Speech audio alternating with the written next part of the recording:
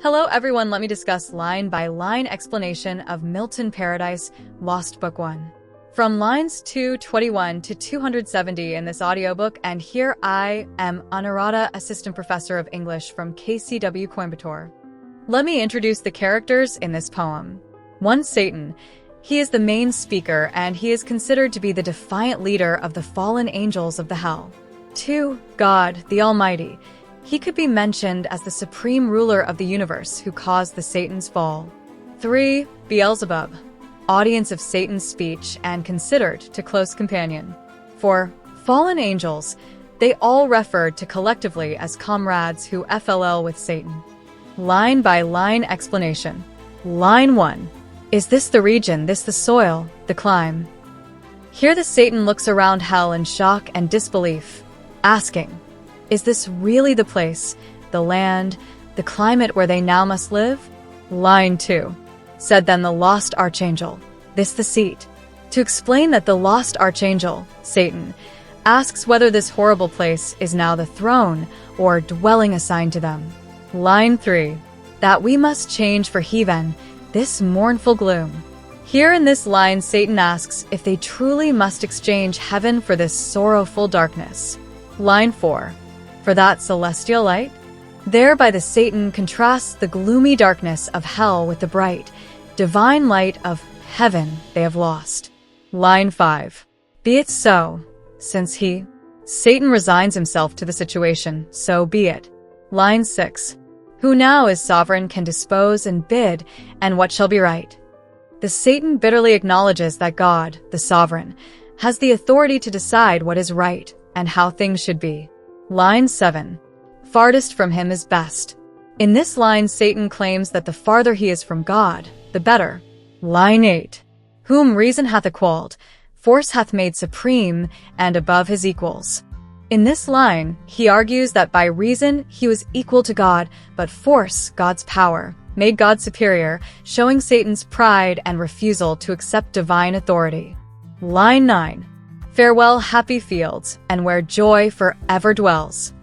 Here the Satan bids farewell to heaven, those joyful fields where happiness is eternal. Line 10.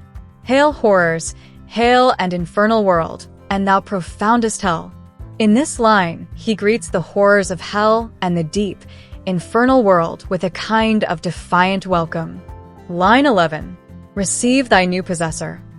Then finally hell should accept him as its new ruler or inhabitant. Line 12. One who brings and a mind not to be changed by place or time. At last he says he brings a mind that cannot be changed by location or by time. His determination remains the same. Line 13. The mind is its own place, and in itself, and can make a heaven of hell, a hell of heaven. Here he claims the mind has the power to create its own heaven or hell. Attitude determines experience. This is one of the most famous lines in the poem. Line 14. What matter where, if I be still the same? To explain that it doesn't matter where he is, as long as he remains himself. Line 15. And what I should be, all but less than he and whom thunder hath made greater? Thereby he insists he is everything he should be, except less than God, because God's superior power, thunder, made him greater. Line 16. Here at least, and we shall be free, that Almighty hath not built, and here for his envy will not drive us hence.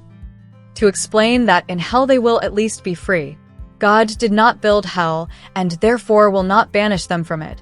They can remain here without interference. Line 17. Here we may reign secure, and in my choice, and to reign is worth ambition though in hell. Thereby to confess that here in hell they can rule safely. For Satan, to rule, even in hell, and it is his worth ambition. 2. Line 18. Better to reign in hell, than serve in heat.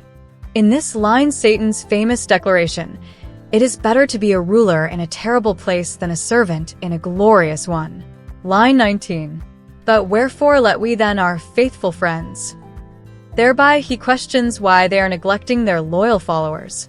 Line 20. Associates and co-partners of our loss. Thereby in this line we can observe that these companions shared in their defeat and fall. Line 21.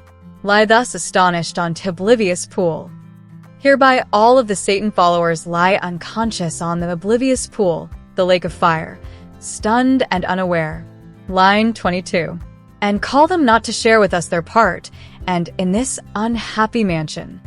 Here in this line to explain that Satan wonders why they haven't called their companions to join them in their new, sorrowful home, hell.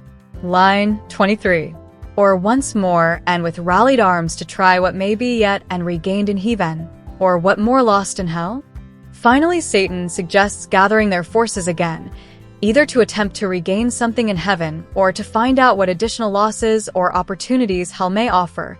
It hints at further rebellion or plotting against God. Thank you so much for patient listening to this audiobook, and stay tuned till you listen to another audiobook. Bye bye, take care, have a great day ahead, see you guys.